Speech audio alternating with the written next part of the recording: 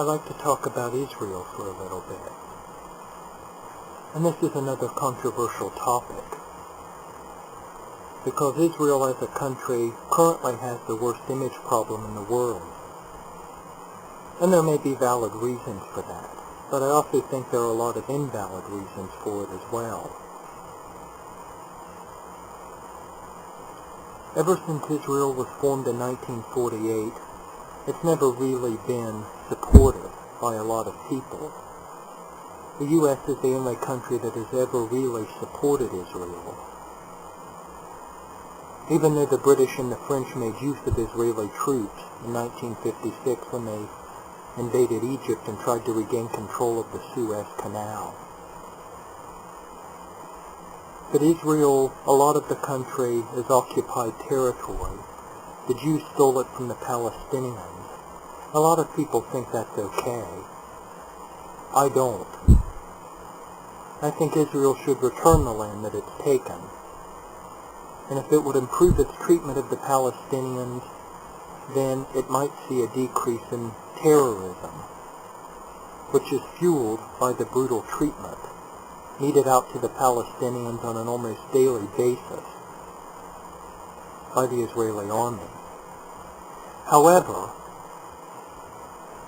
there is something that I find to be a little disconcerting, and that is the one-sided media coverage you get on both sides. If you watch Fox News, for those who would or do watch Fox News, you'll find that they support Israel unconditionally. Israel's always doing the right thing. It never makes mistakes. It's always protecting itself from terrorism. Whenever you read a lot of sites on the internet or watch Al Jazeera, you find that Israel is always the villain, and the Palestinians, Hamas, Hezbollah, all the other Arab countries are innocent victims. But that of course isn't the truth. There's always a middle ground. And the middle ground in this case is that Israel is not always the bad guy, and the Arabs are not always the good guys.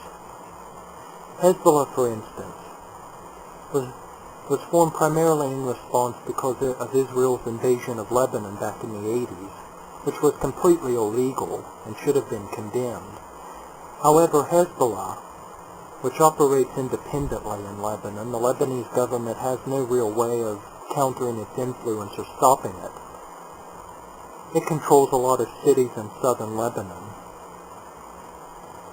Lebanon is a blossoming democracy, and if the U.S. would devote some resources into building up a democracy in Lebanon, the Middle East might be a better place, more peaceful, because a lot of Middle Eastern countries are ruled by theocracy or by dictatorship masquerading as monarchy or theocracy.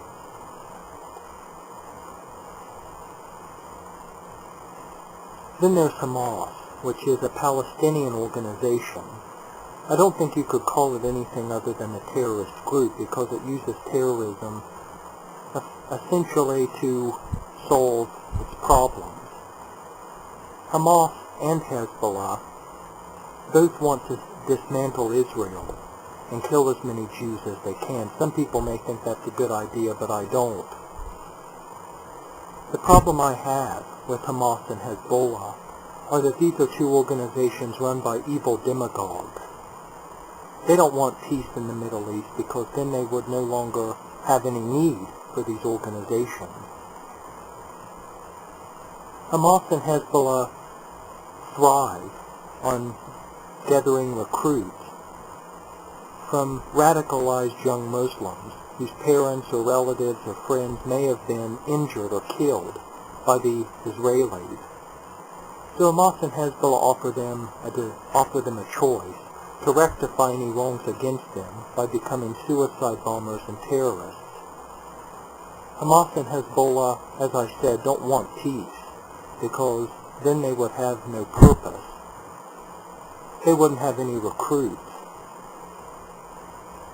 But it wouldn't be so easy for them to get recruits if Israel would at least treat the Palestinians with some dignity or respect.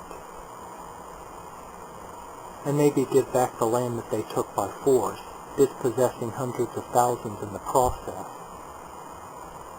Something else that is interesting is that whenever you look at the leaders in that region who have tried to make peace, Yitzhak Rabin in the early 90s, who was assassinated by an Israeli extremist who didn't want Israel to make peace with Palestine.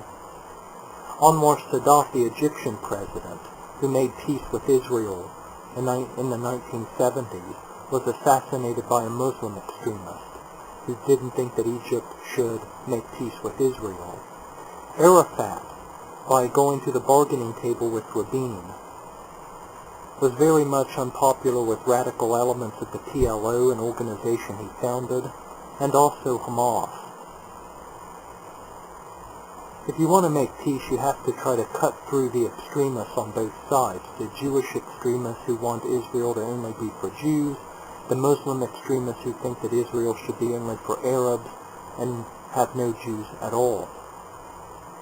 And there are a lot of moderate people that could come to the bargaining table from both sides and work out a peace agreement that is fair and just and might bring at least several decades of peace to the troubled region.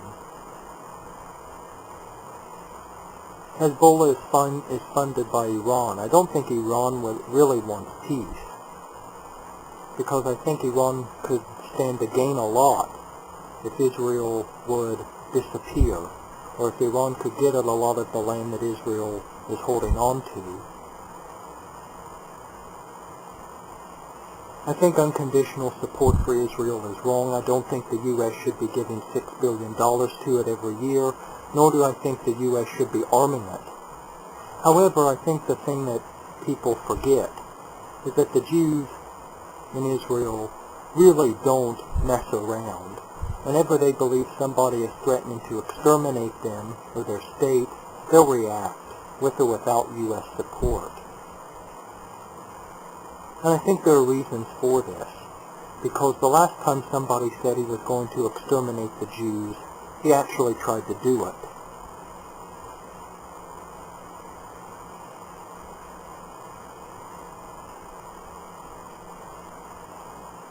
And later on, I will talk more about this.